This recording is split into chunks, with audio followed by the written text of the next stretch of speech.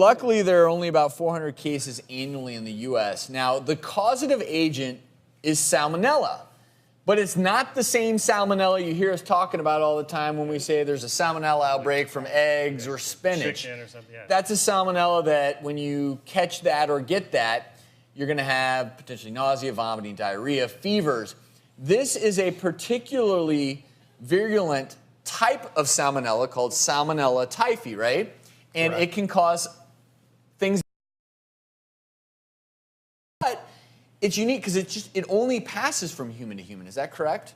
Well, the mode of transmission is what they unfortunately call the fecal-oral route. So That's why you got to wash your hands. exactly. Well, almost 200,000 people die from this illness. There's 22 million cases worldwide. I mentioned only 400 in the U.S. I just want to quickly go through what happens. So salmonella is transmitted through the fecal-oral route. So you might eat food from someone who's been infected.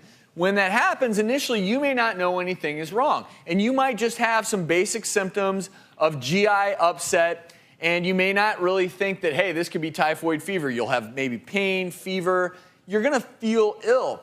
But with typhoid fever, it's really what happens over time. Over the course of the next week or two, instead of getting better, you're potentially getting more and more sick. And what happens is that strain of salmonella will actually become invasive into your intestines. When that happens, in some cases, you can actually get perforation of your bowel. When that perforation occurs, bowel contents can leak into the abdominal cavity. You can then suffer from sepsis and end up with multi-organ system. You can die from it. Absolutely. Sure. But antibiotics, it can be very beneficial. It's really tough to diagnose.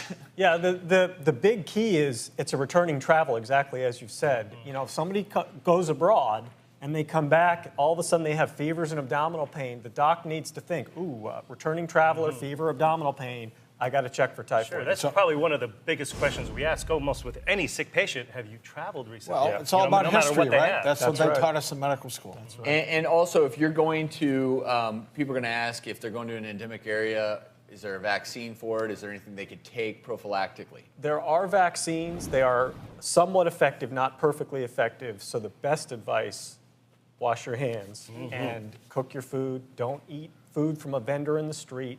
If you can't peel it or cook it, or wash it, you shouldn't be eating it overseas. So luckily, there's only been one reported case at Purdue, and we received a statement from Jean Norberg. She's the Director of Public Information at Purdue University. She said, at Purdue, a swift alert has held typhoid fever at bay so far. One case was diagnosed after an individual returned from a trip abroad. The community was immediately alerted. There have been no other cases since the February 5th announcement. And this, my friends, is a classic example of when something like this occurs, immediate action rather than reaction is what saves a lot of people a lot of potential trouble, because since it's fecal oral, that would mean that if these measures weren't taken, if one other person got it and then potentially two other people get it, that's how it gets transmitted. So Multiplies.